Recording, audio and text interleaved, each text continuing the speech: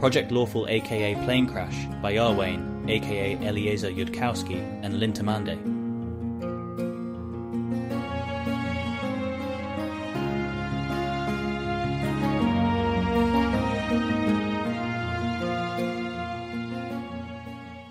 He sits silently for a while. What counts as conquest?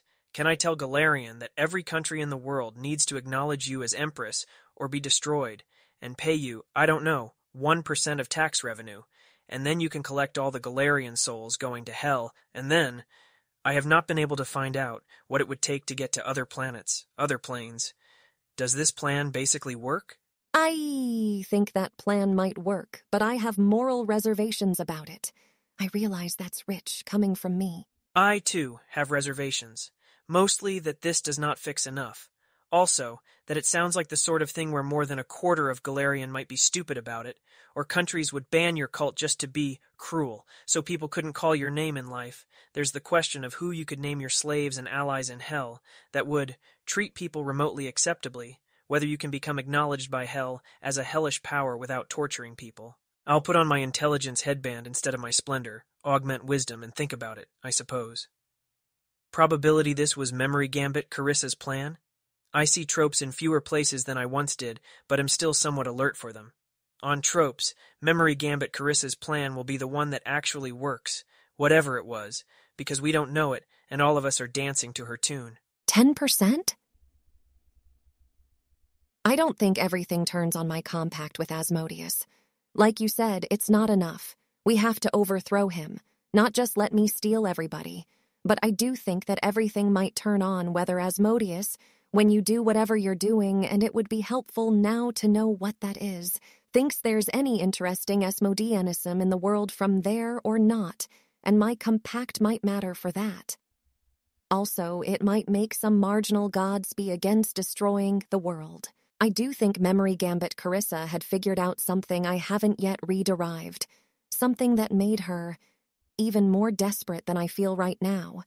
And maybe this conversation is a waste of time until I re-derive it, which I do think I can when I review all my notes and think. Yes, well, on the trope theory you can't do that, or won't do it successfully even though you think you have, or if you derive it, then it will no longer be possible for it to work, unless it's reasonably the case that the viewpoint could have shifted off us before that happens. I do not think I am actually smart enough to think through the important parts of this, even with new crystallized mental skills, without swapping to my intelligence headband and using an owl's wisdom.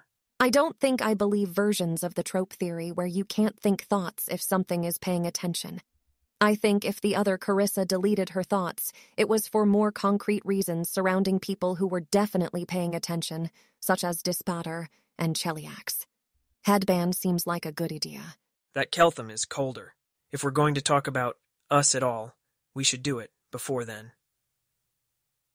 The reason I'm running +6 Splendor and no intelligence or wisdom is because that's about as much as is left of the Keltham you knew, for him to exist again and speak to you. Nod. I don't know what to say. What I did to you was awful. I loved you, and I used that to hurt you, and I wouldn't forgive me if I was you. I do want you to forgive me. I think when I made the plan to buy the souls back, to get the wishes, one of the things I was hoping was that you could forgive me if I could fix it. But even if not for the babies, I couldn't really have fixed it. I could say that they'd have sent me to hell to be tortured eternally, if I'd done anything different, that I was being mind-read near constantly, that Abigail would tease me about things she'd read in the transcripts she was having made of my thoughts, that I was only half there, only half thinking, my entire life until the moment in my bedroom, where I realized that probably no one was reading my mind. But I don't know. I want to have higher standards than that, I guess. It wasn't literally an unsolvable problem. I don't need you to forgive me. I don't need you to be angry with me, or not be angry with me, or forgive me, or not forgive me, or hurt me, or not hurt me. I just need us to save the world. Whatever you need from me, to do that, to make sure that this stupid, awful thing doesn't cost everyone everything. You have it, of me, forever, if necessary. And I'm sorry. The Keltham you knew, the one who could have forgiven you in any meaningful sense, is effectively true dead. though I suppose, from your own moral perspective, you wouldn't see it that way. To you, being conscious, existing, having qualia, is everything, no matter what the form of that existence. Never mind memories, emotions, purposes, relationships between people, what they care about, who they care about, what they aspire to, who they believe they are in their models of themselves. A lemure in hell that doesn't remember its name or anything of its life isn't just as good to you as the original person, I suppose, but you'd say it's 90% of the way from Abaddon to Nirvana, on the Nirvana side of the utility interval. I don't know very much about lemures. A 4-year-old who doesn't remember anything of being 3 isn't effectively true dead. It's funny. I thought I'd accidentally killed off anger inside myself, but there is absolutely something in me that wants to hurt you right now, not in a cuddle room way. It wants you to know how Keltham felt just before he gave up and augmented himself.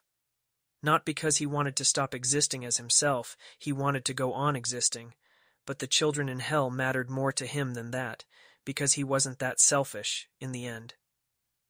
And the part of me that doesn't hate you, but wants you to hurt, wants you to understand how much what happened to him is something that Dathilani are not, in fact, trained to put themselves back together about after that, without assistance. Survive, sure, go on functioning, sure, but not put themselves back together. That was supposed to involve a therapist who knows things that not every Dathilani gets taught as a child. You, Cheliax, Golarian, hurt Keltham to the point where he didn't want to be in the world anymore, and that was why he could, for the sake of the children in hell, make the choice that would cause him to effectively stop existing as himself, which, I guess, is something that Carissa Sevar can never understand or experience real sadness about, because to her, Keltham is still Keltham even if he's a lemure. It is completely true that while she isn't sure about a lemure, Keltham is still Keltham when he puts an intelligence headband on, and she does not actually feel sadness or guilt about Keltham putting an intelligence headband on. About the fact he was in pain, yes. About the fact that it felt to him like giving up and he was willing to do it anyway. Yes. About the fact he put an intelligence headband on, no, because that's in fact not death and not even a bit of death. Any more than learning new math is death. She is not going to say that. It doesn't seem helpful. She's also not really sure this is on her. Would Keltham not have done it if she'd defected with him to Iomede on day 1? She is not going to say that either. Keltham, you know that. If Rovagug ate the world, people would die true deaths. And, even if your appearing elsewhere thing is right, there are lots of hells out there. I'll do whatever I want with people is a less complicated way for a mind to be than sharing all of human values. Most places are probably bad. If we fuck this up, you'll be sending children to hells. Young ones. Pharasma doesn't judge 8-year-olds evil. Save it for colder Keltham, possibly for when both of us are NT-29. You'd need a lot of background, including a lot of material that I had to rederive myself from realizing that civilization must have hidden it, and why they did, to argue with me about the population statistics of larger reality. I understand, Carissa, that there are many senses here, in which what happened to me was not entirely your fault. There were, by your own lights, maybe also by mine, worse things that would happen to you, if you refused to play along with Cheliax. You had options like walking out on Cheliax with me right there at the World Wound, but you were twisted and warped by things smarter than yourself into not seeing those options, not thinking of them then, or maybe even now, you haven't thought of them. There were gods messing with your life. There were, with great probability, things above gods messing with your life at least a little. You didn't choose this story, they did. It's possible that even if you'd gone to the nearest church of Iomede right there at the World Wound, that I would have just found out about the children in hell earlier and been even less prepared for it. That I'd have augmented my ability stats the same way for the same reasons and ended up doing the same kind of damage to my emotions and me, even if I was taking it slower, even if I hadn't been then in so much pain, even if I hadn't known, yet, the reasons why I shouldn't accept help, and somebody had tried to help me make it through. Maybe the worst aspects of this all turn out the same for me, either way. The fact remains that you, no matter how forced into it, chose something that dealt a kind of damage to me that is separate and additional from getting to Golarion and finding out that there were children in hell, the damage of daring to trust somebody, of telling yourself that you need to have courage to fall in love, and finding that courage, and falling in love, and being betrayed in, if not literally, the worst possible way. Probably a worse way than anybody in the last 100 years of Dath Ilani history has ever been betrayed. It's probably nothing to Galarian. It probably doesn't compare to a mother slowly watching her child die of sickness, knowing she'll never have the money to resurrect them, never be able to find them in the boneyard. It certainly doesn't compare to a single soul going to hell. So you'll never really be able to understand the hurt that you dealt, or consider it as something very significant on the scales of your utility function, apart from what it meant to your emotions, which are just your emotions, and which probably hurt you a lot, but you did it anyways because of your utility function, which isn't even something I can disagree with. I would not have wanted you going to hell rather than betraying me. I am not, in the end, able to tell you that you chose this wrongly. I just want to say all these things to you and make you feel hurt because you chose it, and the only reason I'm doing that, when I can't tell you the algorithm you should have used to choose differently, is because wanting you to hurt like that is one of the last pieces and last wishes left of Keltham, along with a lot of best wishes for you that I am probably not going to act on. All that, and she is mostly, somehow, terrified about the part where even though he has pointedly not confirmed her Rovagug worries, he has been re-deriving things about the population statistics of greater reality. Set that aside for a moment and listen to Keltham. You owe him that. If he were, as he claimed, not Keltham, you wouldn't owe him anything. Set that aside for a moment, too. I don't think it was a small hurt for whatever that's worth. I do think that you're dangerously wrong about the entire concept of being a person. Not the time for that, either. And I don't think I weighed up the magnitude of the hurt to you against the other things I wanted, and decided it was worth it. I'd respect myself more if I'd decided that. I just didn't let myself decide at all. What are your best wishes, even if you don't want to act on them anymore? For you to live happily ever after with your Keltham, of course. What else? Excuse me. The man in front of her reaches up and wipes Keltham's tears away from his eyes. Wasn't obvious, see? Because I've never met anyone who wasn't Chelish, and Chelish people don't say things like that. But yeah, I don't think we're going to get that one. We'll have to settle for getting it for everyone else. I'm mostly hoping they're almost entirely not real, which would make a mockery out of some of my own past life decisions. But even so, I'm mostly hoping they're almost entirely not real. The everyone else.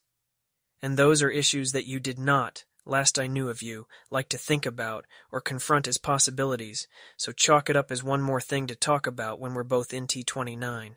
Do you have a reason to think that? Yeah. Okay. Once we're enhanced. If you're not Keltham, then why, from your perspective, would I want to work for you? Because the colder Keltham is doing something you want, or otherwise doing something you fear, of course. If we do this, Carissa, I say this. Out of Keltham's last wishes, and because I'm feeling strongly instead of being smart, if we do this, we should do this on a lawful evil basis, the same way I deal with Reduel, where you get what you compact for.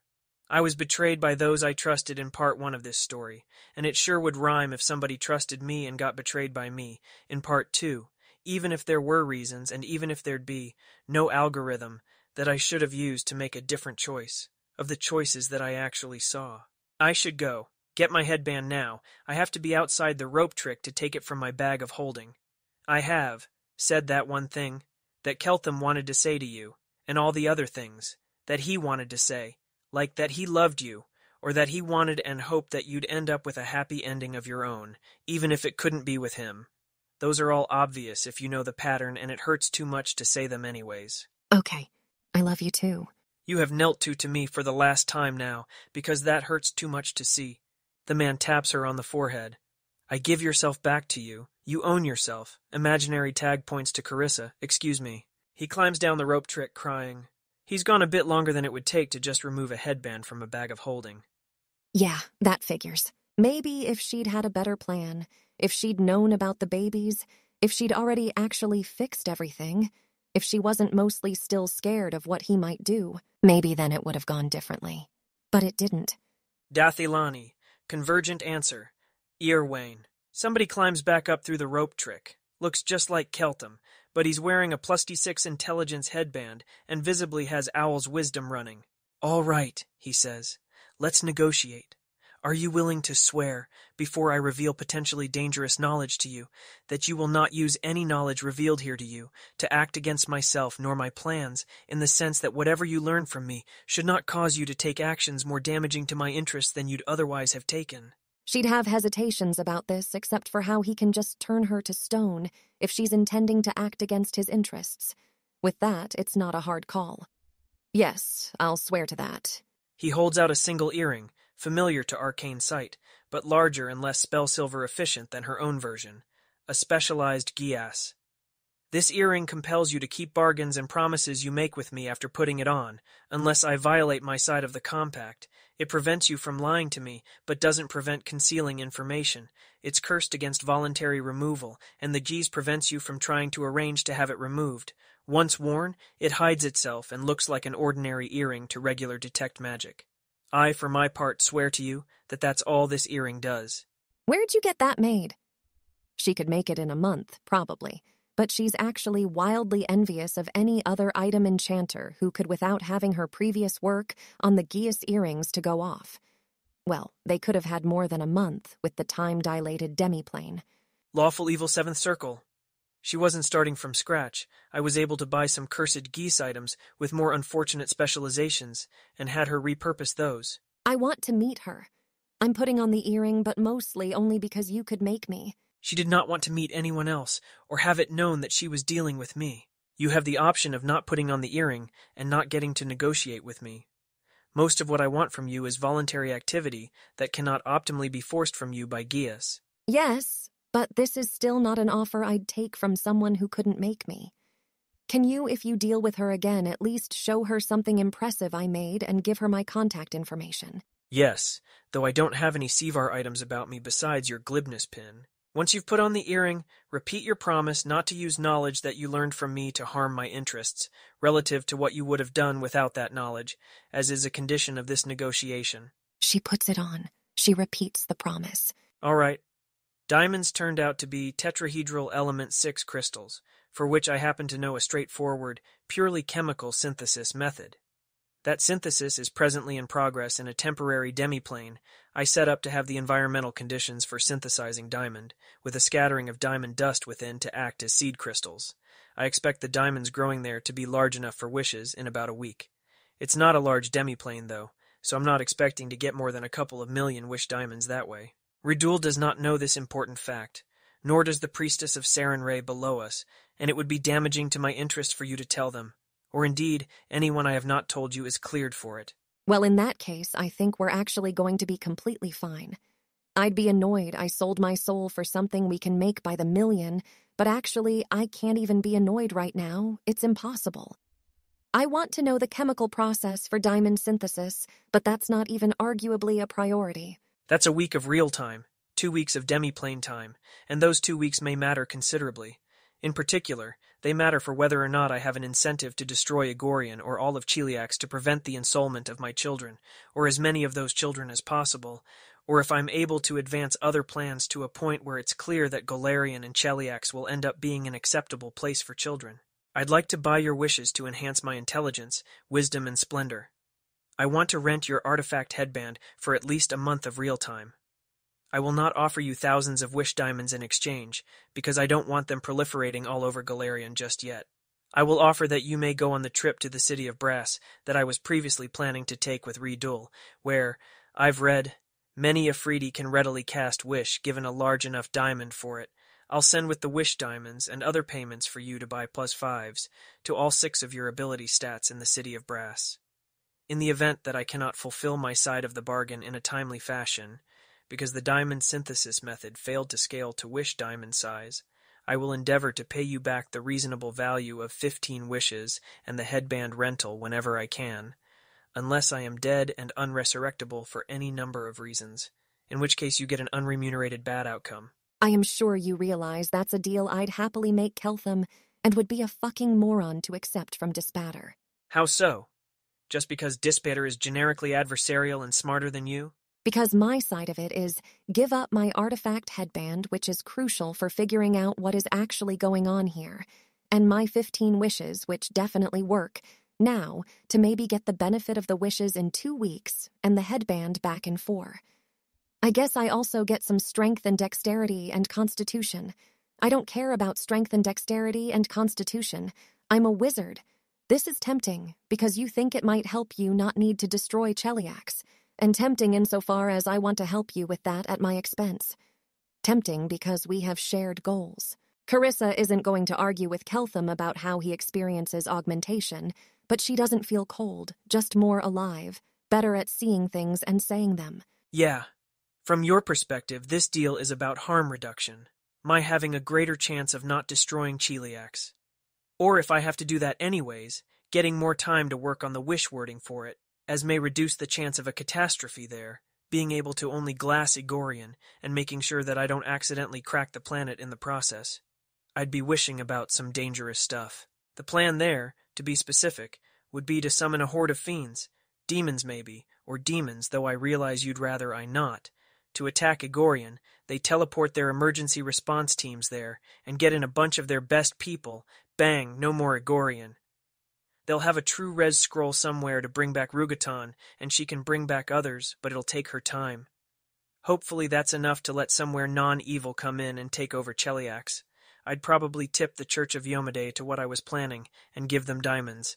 My current plan is that everything in my harvest that I can't realistically use goes to the Church of Iomade under seal, and they can use it for whatever, to clean up the mess, if anything permanent happens to me.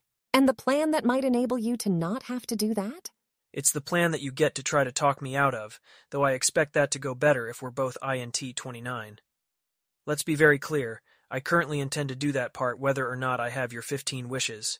What you buy is that I am less likely to glass Igorian or Cheliax first, because I am able to do it faster, and I do it using better phrased wishes. I still want to know the plan before I agree to give you my headband and 15 wishes, because I want the headband on when I learn the plan, and because I might not want to help you do it faster. For example, if you are going to have Rovagug eat everybody, delaying you a day is more important than anything else I can readily think of. Do you know something I don't about the probability of Rovagug successfully eating everybody if Asmodeus lets it out, as opposed to the other gods killing Asmodeus and then successfully forcing it back into a sealed vault, and this time giving the key to Abadar or Iomadai like sane people? I admit that Asmodeus releasing Rovagug was not something I'd previously expected as the result of my plan. It is a real problem, and I am currently thinking of what to do about that. I do thank you for pointing it out, for I am still an alien to this world, and to Asmodeanism even with lesser augmentation. Well, the prophecy is that Rovagug eats everything, so there's that. And also, I think the other gods couldn't beat Rovagug and Asmodeus fighting together to destroy the world. They might all be able to beat Asmodeus if they teamed up, and they might even without Asmodeus be able to beat Rovagug if they teamed up, but they definitely wouldn't be expected to do both. I really kind of think you should, hire Osirian's personality damage treatment girl, give me the diamonds, and let me handle this. I am not the best person for it, but this is my world, and I like getting smarter, and I won't let something bad happen to your kids. I really think this is a conversation we should have at Mutual INT 29, that we are wasting time and causing emotional wear to ourselves by having it at INT 24 instead, and that it's ludicrous to claim you'd rather delay one more day on the world maybe ending than to give me one more day to work on wish phrasings and maybe not end the world at all. That said, as a token of why I think there's complicated issues here, that we'd obviously be better off discussing at INT 29. Some books claim that only Asmodeus can let out Rovagug. Other books say that any of the ancient gods who cooperated to seal Rovagug have the power to let it out.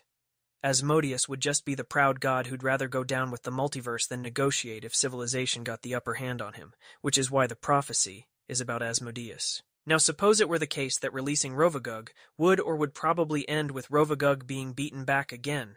There's an obvious reason why that information would be considered an info hazard, and they would not tell you about it, namely, the threat of Rovagug held by multiple gods is a key element of the current divine negotiating equilibrium that prevents reality from going under what any of the ancient gods consider to be the utility of the world ending. From any of their perspectives, if the true probability of Rovagug ending the world became knowledge among themselves, they might lose that guarantee. Nethys could know, but not be allowed to tell anyone. It's not something that could possibly happen with ideal agents, but there's chaotic gods in this mix. I assign this claim a higher probability than I otherwise would, that there's information in play considered info hazardous to gods, because Iomade cautioned me in a vision that Caden Kalian was trying to hide information from her, even though she thought it unlikely that Caden Kalian had betrayed good. How long am I waiting if I agree to wait to discuss this until I'm INT 29? A week of real time, 2 weeks of demiplane time if you opt to stay in here. If anything goes wrong with the diamond synthesis requiring a delay of more than an additional 2 days before your trip to the City of Brass, or if the trip to the City of Brass fails, we will obviously start talking immediately, assuming, of course, that I don't just make it up to INT 29 and realize I'm an idiot. I wouldn't want you to rely on that, but it sure is the sort of thing that happens to Dathilani in novels, and apparently in real life or whatever this is. I realized I'd been all kinds of idiot after I got a Fox Cunning, and then again when I got the Pluck 6 version of the headband. We start talking while you have INT 29 and I have INT 22? 24. I'd obviously lend you my Plutus 6 Intelligence headband, my Plutus 6 Wisdom headband, my Poi 4 Partial Winter Poi 4 headband, and hand over all of my augmentation scrolls and items. You'd need all that anyways, even after you got wished up to be at INT 29. Do you swear that, in your understanding of my interests, it's in my interests to loan you the headband and give you the wishes? Sell the wishes. But no. That is more complicated than I am willing to swear to, right now, though I am still Dath Ilani, and I still do not lie. I see an argument for how this is in your interests. It seems probably stronger to me than the obvious argument the other way. But you are an alien being, who I never did understand, I think, and there are aspects of this that are genuinely complicated even by my standards.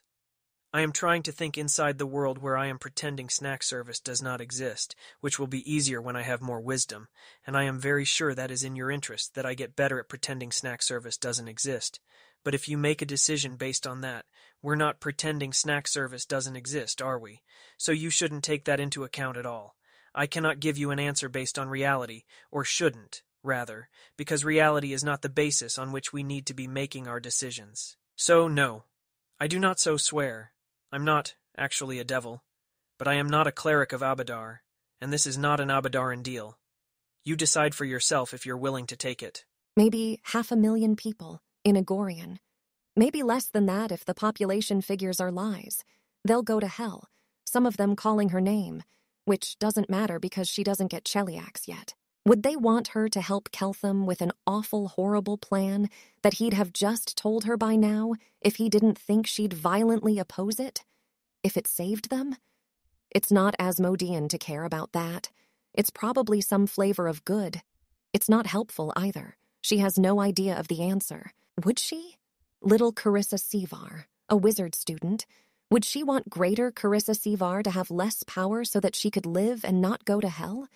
If she really understood what hell was. No, if she really understood what hell was, she'd want it fixed.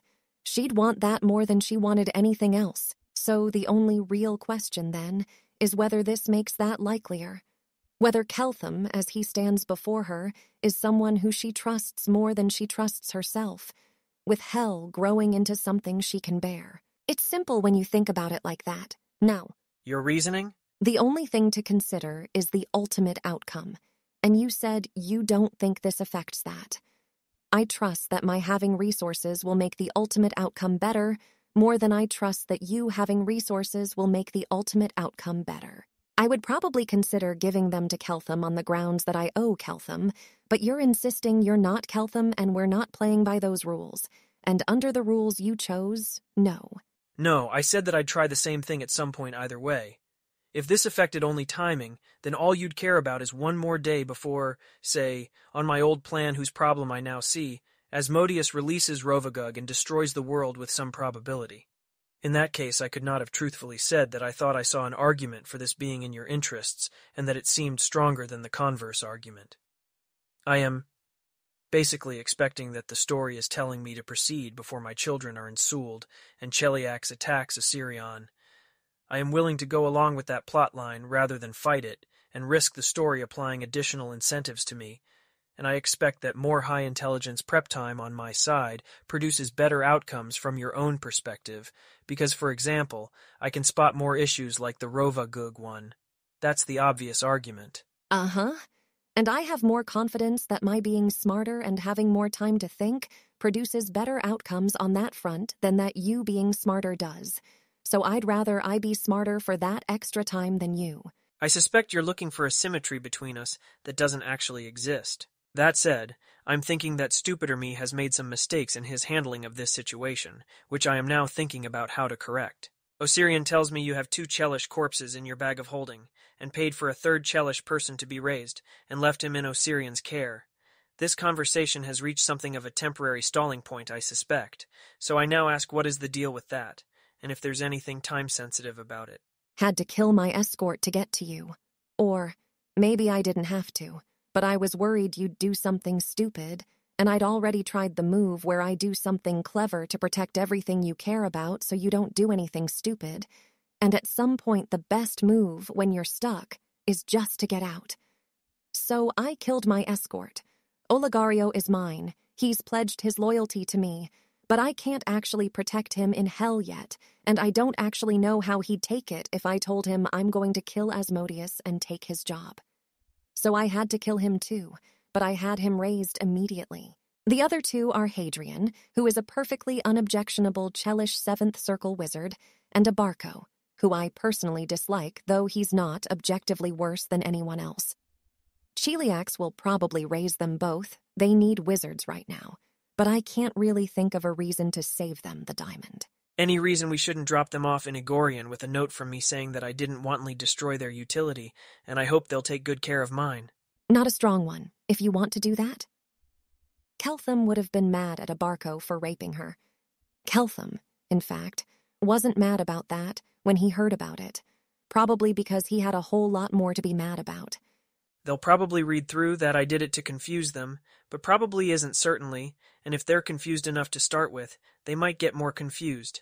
There's several things here that go better if they consider me relatively more open to negotiation also.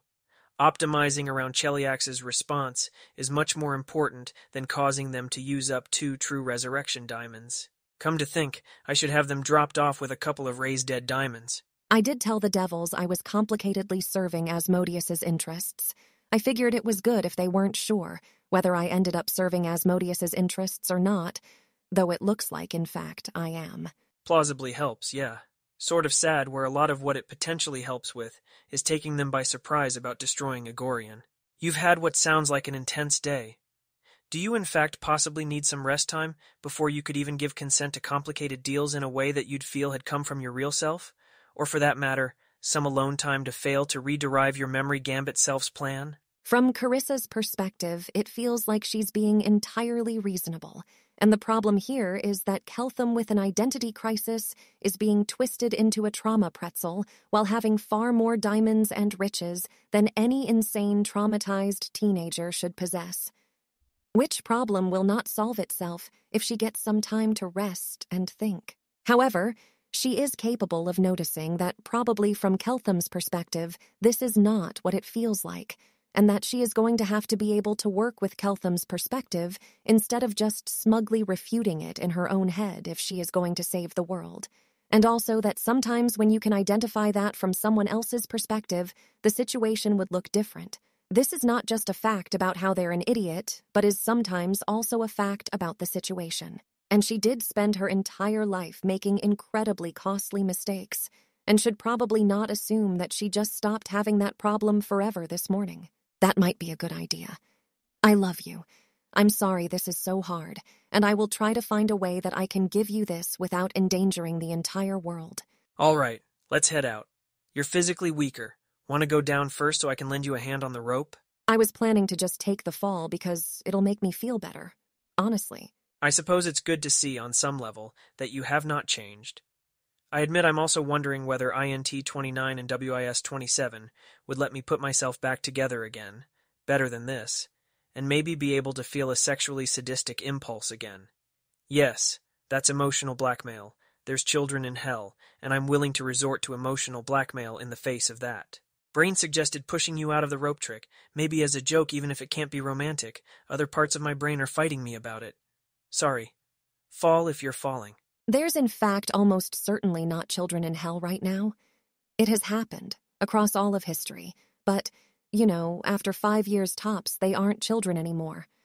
I could check if that's decision relevant somehow. I think if I'm pretending snack service doesn't exist, I'm pretending that information has positive value to me, if maybe not to you. How would you check? Ask while doing confidential negotiations with Dispater, which I really believe are an element of a successful plan. Hell's a lawful place, it keeps records. She jumps. He climbs. Tira Shabar, Iarwine. The Grand High Priestess of Sarenrae has not yet completed the portal. The man stands with seeming infinite patience, waiting for a lull in the Sarenrae priestess's casting so she can eject them from the demiplane and back to the contingent point of the material. He offers Carissa a hand. This obviously is only sensible in case of some minor mishap, so they don't end up separated. She squeezes his hand. Do you want the note to Sheliax to be from me or from you? They're more scared of me at this point. Don't take this the wrong way, but what could you possibly have done to make them that scared? If it seems wise to say outside the rope trick? I'm mostly not proud of the parts of it that were my doing, and the parts that weren't were the doing of the entity you don't want to think about. But also, it's just a fact about people, right? You're far away and might destroy them suddenly. And how do they even think about that? What would it even do to fear it? I'm dangerous by their rules. You might annihilate their whole civilization overnight for reasons that wouldn't make sense to them. I might take offense at their stupid face and call them into my office to answer for it. People don't know how to be scared of something in proportion to how bad it'd be, not past their own life. Even I don't. And I'm not sure if it's a bad thing, because I don't know how I'd stand up under the weight of what's at stake here if I really felt it. Yeah, that's basically what happened to Keltham. You know how he thought when he got here that he was chaotic? Turns out an unusually selfish Dath Ilani isn't actually as selfish as, say, a totally average person from Galarian. My current theory of people is that they're not really coherent. They're a bundle of conflicting impulses, and the part of them trying to make sense of themselves just has to draw an outline around all the impulses that were recently activated and declare that's who they are. And the desire to get rich and have lots of women and be admired and desired and do cool science and invent clever prestidigitation tricks and be surrounded by people who really get you and really like you, and also the desire for there not to be kids in hell and whatever else. And in Dathilan, one set of those got activated, drawn to your attention, and in Golarion, not so much. And I'm wanting to be safe, wanting to be strong, wanting to live forever, wanting to not be trapped and helpless, wanting to have lots of incredibly powerful magic items, wanting everyone else in the world to live forever, wanting to get to steer who I have sex with, and I'd probably be fucking good if I'd grown up somewhere where my own immortality was certain and safe, and Abaddon was the only thing that ever struck at something deep and core to who I am. I'd probably be one of those angels that guards the river of souls. I don't wish I was I think it's the same bundle, poked differently. And there's probably something that you learn in Dathilan, if you're this much smarter than I was, or something that they'd obviously teach you, if they knew you'd have to half-ass keeper disciplines for yourself, because your world suddenly needs that of you, whereby all the people who actually do go coherent enough to have sort of utility functions, don't just all end up as the same person, who is in Golarion, more or less Dathilani Yomedai. I, alas, was not taught such an art. Maybe at INT 29 I could read-arrive it, and it wouldn't be too late. I don't immediately know how to convey it, and maybe I'm doing it wrong. But when I have the headband, I notice more of what's in the bundle. I'm doing less, hiding parts of it because I can't reconcile them with the rest of me. And even if I'm deciding to ignore a lot of parts, right now, because saving the world is the only thing that matters. When I decided to kill Oligario, it hurt, and I could feel better than I could have if I was stupider. How much it hurt, and why I was deciding to do it anyway, instead of choosing blindly. I'm aware of how much I'm hurting you. It's not actually helping me be Keltham, because the thing that Keltham does is stop hurting Carissa, and I am not doing that because of all the other things I am now aware of. And that doesn't feel to you like Keltham always was a lot of pieces, and one of them is to not hurt Carissa, who he loves, and another is to protect his kids. and another is to not let people go to hell, and now some different pieces are the ones that pull the strongest, but they're all you— It'd be more persuasive if you didn't think the lemur was me. I don't actually know much about lemurs, and absolutely have a pile of rationalizations about everything to do with hell, because it was going to happen to me, and I was scared. But I think you're Keltham. You're Keltham in an astonishing amount of pain, and mostly using completely new rules for decision-making because your old ones worked out so badly, which, well, I can relate to, but you're not. Look, when I'd erased my memories and went to Despotter, he asked me what might make my soul less valuable, and I thought of Asmodia and Peranza, how I cared about them. And he asked if I'd take 15 less wishes. I'd asked for 30, for them to be safe. And I wanted that very badly. But I said no, because I was an Asmodean, and I figured I could feel what I felt, but I could decide not to use it for making decisions.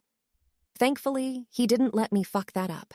And from my current perspective, I was an idiot, because Asmodia and Peranza were far more important than the wishes. We were just going to squabble over like a couple of children. While we waited for your diamonds to ripen, she doesn't finish the sentence because the Sarenrai cleric might be listening. But it's Carissa all the way through, right? The same impulses. It's just a question of which ones I'm choosing to ignore because something else is more important. I wish I could say that was some fucking stranger I have no resemblance to, but it wasn't. It was just me, with a stupid goal. The Grand High Priestess of Sarenrae, having reached a lull in her casting, approaches. Erased your memory and sold your soul to Despotter for 15 wishes. Young man, I congratulate you on having somehow found somewhere in all of Galarian a woman to court who is even higher in drama than you. She kicks both of them out of her demiplane without giving them a chance to respond. Carissa is too wise to get defensive about her life and her choices. Well, she's close. Maybe if she wishes on 5 more wisdom. Maybe if she does that and takes up meditation. They're in a different area now than the one they plane shifted out of, but it's also inside the permanent mage's sanctum and just outside of Forbiddance. Now with a glowing red transparent curtain to show its presence for people without arcane vision, again with only a single door visible beyond the Forbiddance. Bitter black bananas, the man says, heading towards the door. I'm going to go ask a couple of harm reduction questions of our resident oath-bound Iomedan. You're welcome to follow. I would actually love to talk to a priest of Iomade, if there's one on site. Wizard, and sure, once we get some things out of the way. It's occurring to me that you might also need to do the thing where you finally get out of Cheliax and hit up a real library, which is not incredibly easy to do directly here. But you could follow Rydal by scry to Absalom and tell him to buy books for you, I guess. They'll pass through an underground hallway with 4 mysterious numbered doors, go around a bend marked by a curtain that looks yellow from their direction and demarcates a new forbiddance with a different password, purple petulant petunias. More hallway, more doors. The man knocks at one near the end, labeled 17. The woman who opens the door is perhaps 50, with short pepper-gray hair and a bat familiar snuggled in the front pocket of her robes, apparently asleep. 2 questions. I'll ask the lower priority first. It's been purported to me that there's probably no children in hell because early damnation is very rare. I think I'm obliged to pursue learning whether that's true. Include boneyard kids. Is that answer already known to you? I know a little bit about it. The Church of Sarenrae probably knows more, really. No children in hell sounds wrong. It might be incredibly rare for children to be damned at trial, probably is, but they can be maledicted. I've heard of a case of people tracking down and maledicting a paladin's family. There were children there. This was recent? About a decade back. But the youngest was 2, so still in hell now, if that was specifically the question you wanted answered. And I've heard of at least one cleric of Asmodeus who, if he's prepared malediction and not used it, stops by an orphanage, so as not to waste the spell, right? Thank you. I should have thought of the second, at least, being something someone would do. Is this an extant cleric of Asmodeus, or has somebody already taken care of him? Also, boneyard child damnations. That's half of Galarian's soul output. Oh, we killed him and trapped his soul in a rock at the bottom of the ocean. My understanding is that boneyard kids lean chaotic pretty hard. It's just pretty easy to be chaotic evil there, and kind of hard to be lawful evil, what with how hell doesn't, in fact, control the laws. But I assume they get the occasional one. There are a lot of kids in the boneyard. But those are the ones who, with tons of choices, are choosing lawful evil because it appeals to them, yes? Because lawful evil appeals to them? Yeah, presumably. Because hell's going to work out for them? Fuck no. Even if you're lawful evil to your very core, hell doesn't actually value that, and it won't actually work out for you in the end. Not for Abigail Throon, certainly not for some boneyard kid. I know that. I'm working on it. Well, if you work on it, one thing I'd keep in mind is, if you kept every kid out of hell, that'd be a fraction of a %. It'd be great work, absolutely the worthy work of a lifetime. The man who identified and killed that particular Asmodean cleric is one of the greatest men I've ever had the honor of knowing. But most people in hell kind of suck, and turns out, being on fire doesn't hurt any less if you kind of sucked, or if you were a grown-up, or if you knew what was coming. It burns the same. It destroys you the same.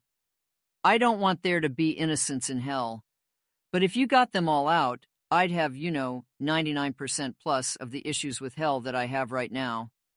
I didn't just mean I was working on the kids. Extreme priority question, moderate urgency. This deals in what are now, I guess, my previous plans, which Carissa Sevar has not yet been read in on, so don't mention info about that in front of her. In the version of the story where only Asmodeus has Rovagug's key, instead of all the gods who cooperated to seal Rovagug, there was a supposed prophecy about some threat that Asmodeus would let out Rovagug to consume, hoping Rovagug would consume the threat. Instead, Rovagug consumes everything. This obviously makes no sense as a predictable divine error, and it would make more sense if the prophecy was about Asmodeus facing a decision-theoretic threat, such that Asmodeus's reply was, "Die in a fire." Asmodeus, not the other gods, because Asmodeus has more pride than other gods, and will burn down more branches of reality in which some other god would accept making a concession. Carissa, who knows a lot more about Asmodeanism than either of us, worries that if I corner Asmodeus, he'll release Rovagug.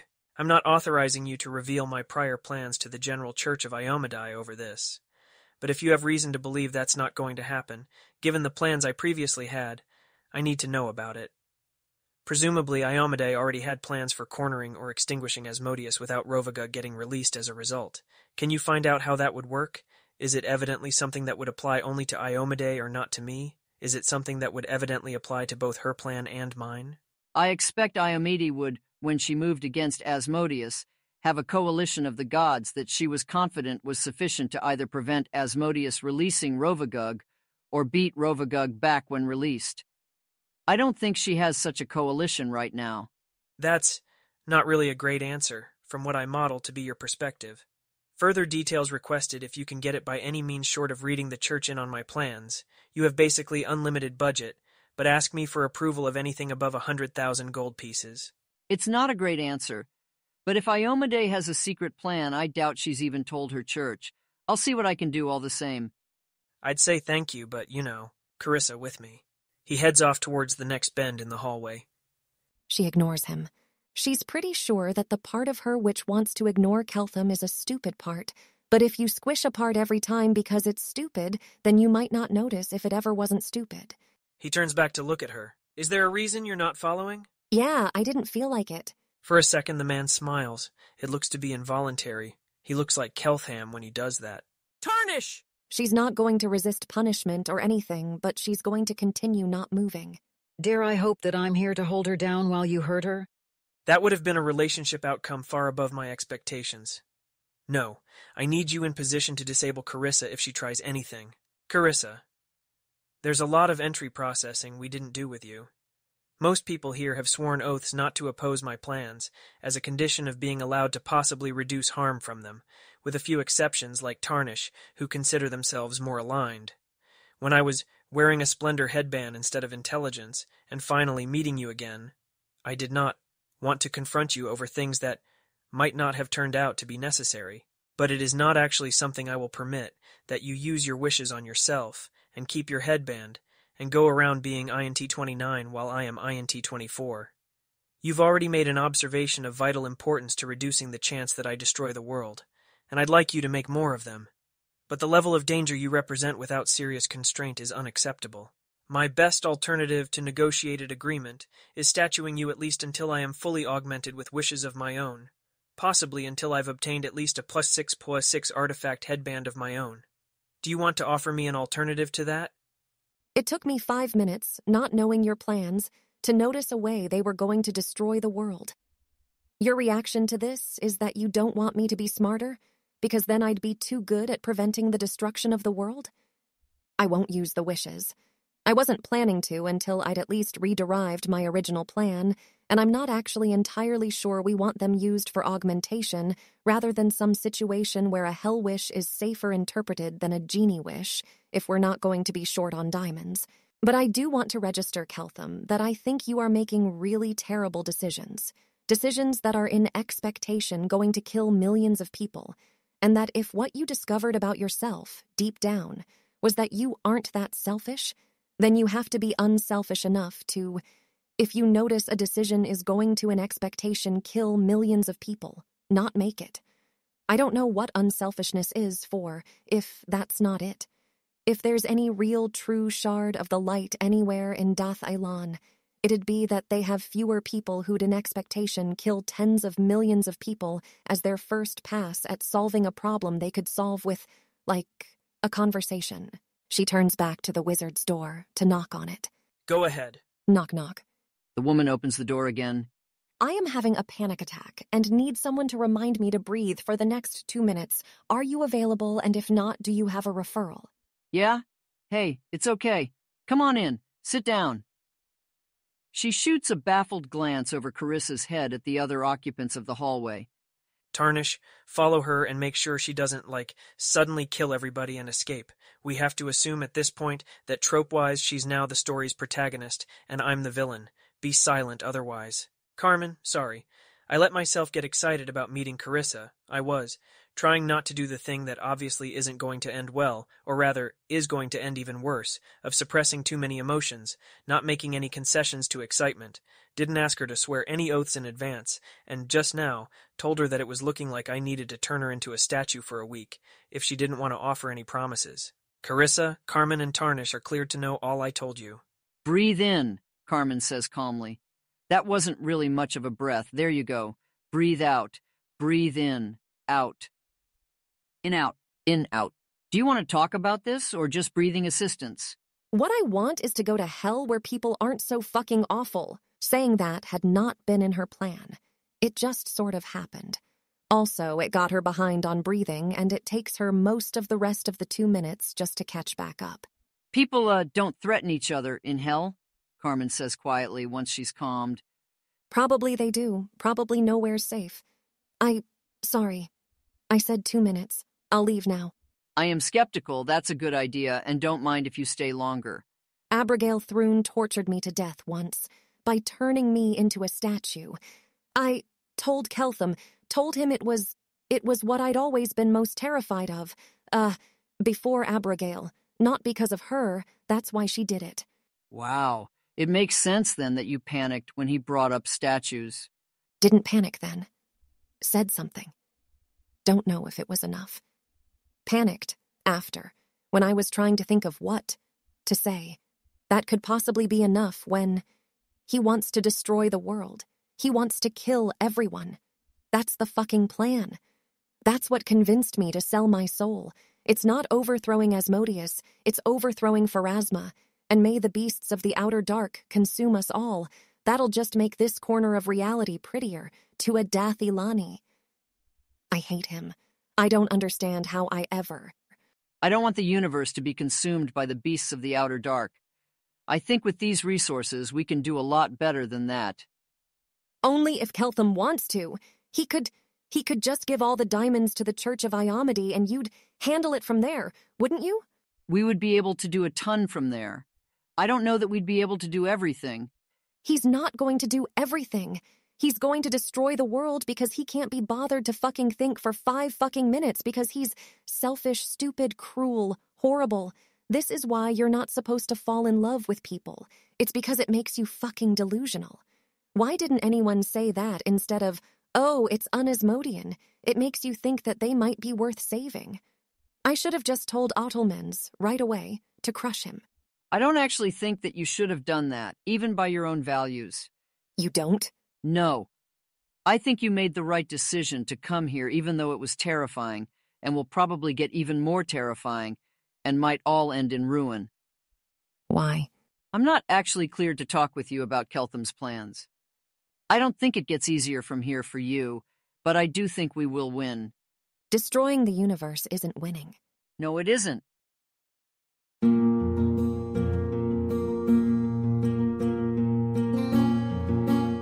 If you wish to support this AI reading and others like it, please visit patreon.com/AskWhoCastsAI. Any help is appreciated.